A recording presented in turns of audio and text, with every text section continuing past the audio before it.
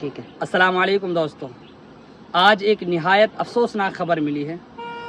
گاؤں مالم میں قبرستان کے حوالے سے ایک واقعہ پیش آیا ہے۔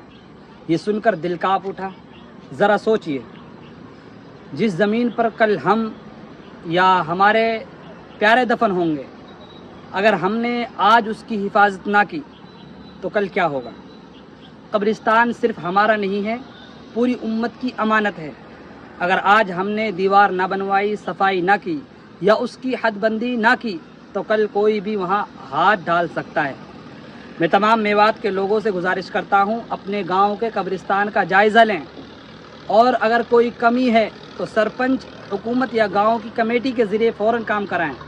آج یہ واقعہ مالب گاؤں میں پیش آیا ہے، کل ہمارے گاؤں میں بھی ہو سکتا ہے۔